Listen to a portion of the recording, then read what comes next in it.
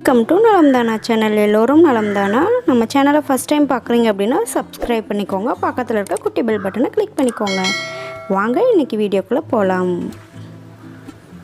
Friends, இன்றைக்கி நம்ம என்ன வீடியோ பார்க்க போகிறோம்னு பார்த்தீங்கன்னா desiccated coconut try coconut powder வந்து எப்படி பண்ணுறது அப்படிங்கிறது பார்க்கலாம்.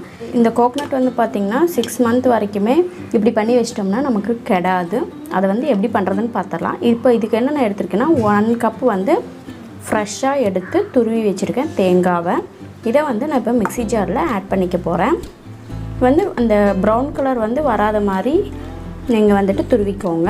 ஒன்லி அந்த ஒயிட் மட்டும் இருக்கிற மாதிரி துருவிக்கோங்க. இப்போ இதை வந்து நம்ம மிக்ஸி ஜாரில் போட்டு நல்லா ட்ரையாக அரைச்சிட்டு வந்துடலாம். தண்ணி விடாமல் அரைச்சா போதுங்க. பார்த்திங்க அப்படின்னா இப்போது நான் 2 பேட்சாக போட்டு அரைச்சி எடுத்துக்கிட்டேன். என்னோடய சின்ன ஜாருன்றங்காட்டி.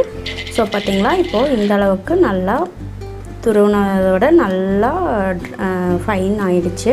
ஸோ இதை வந்து இப்போது நம்ம ட்ரை ஃப்ரை பண்ண போகிறோம். ஃப்ரெண்ட்ஸ், இப்போ வந்து நான் அடுப்பில் கடாய் வச்சிட்டேன். கடாய் சூடாகட்டும். ஃப்ரெண்ட்ஸ், இப்போ வந்து கடாய் சூடாயிடுச்சு. இந்த வெறும் கடாயில் நம்ம அரைச்சி வச்ச தேங்காய் துருவல் வந்து ஆட் பண்ணிடலாம். இதில் இருக்க ஈரப்பதம் வந்து வத்துற வரைக்கும் நம்ம இதை வந்து நல்லா ட்ரை பண்ணணும்.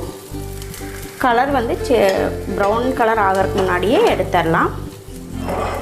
அப்போ தான் வந்து நமக்கு இந்த ஒயிட் கோகோனட்டாகவே கிடைக்கும். இதெல்லாம் கடையில் கூட இப்போ விற்கிறாங்க பேக்கெட் பண்ணி. ஸோ இந்த மாதிரி நம்ம ஹோம்மேடாகவே பண்ணிக்க முடியும். ஸோ இது சவுண்டு கேட்குது பார்த்தீங்களா? இது வந்து இதில் இருக்க ஈரப்பதம் தான். ஸோ நல்லா ஃப்ரை பண்ணிடலாம். மீடியம் ஃப்ளேமில் வச்சுக்கலாம்.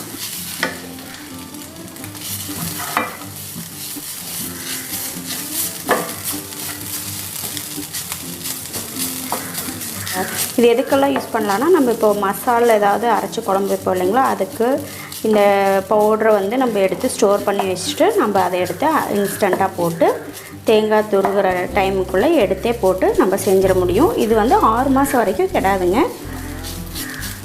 இதை நம்ம வந்து இப்படி நல்லா ஃப்ரை பண்ணிவிட்டு சூடு ஆறுனதுக்கப்புறம் ஏர்டைட் கண்டெய்னரில் போட்டு ஃப்ரிட்ஜில் ஸ்டோர் பண்ணிக்கலாமா. ஸோ இதில் இருக்க ஈரப்பதம் போனாவே நமக்கு வந்து டெசிகேட்டட் கோகோனட் வந்து ரெடி ஆயிரும். இது பாருங்க, ஸ்மெல்லு நல்லா இருக்குது.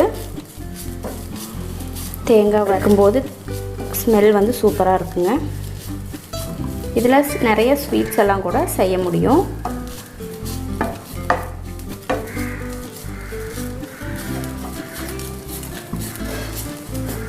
இதை ஃப்ரை ஆக பார்த்திங்கன்னா உங்களுக்கு அந்த கட்டியெல்லாம் விட்டு விட்டு நல்லா வருது பார்த்திங்களா.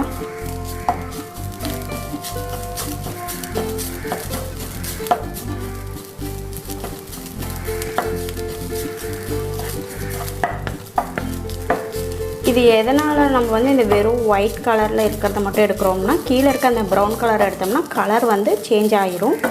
அதுக்காக தான் அந்த தேங்காயோட ஒட்டி வர ப்ரௌனிஷ் தேங்காயெல்லாம் எடுக்க வேண்டாம்.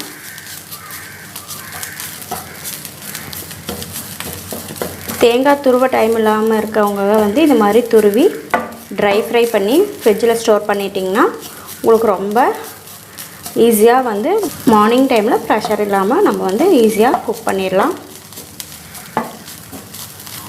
ஸோ பாருங்கள், கலர் வந்து நமக்கு சேஞ்ச் ஆகலை. ஜஸ்ட்டு அந்த ஈரப்பதம் மட்டும்தான் போயிட்டுருக்கு. நல்லா ஃப்ரை ஆகிட்டுருக்கு.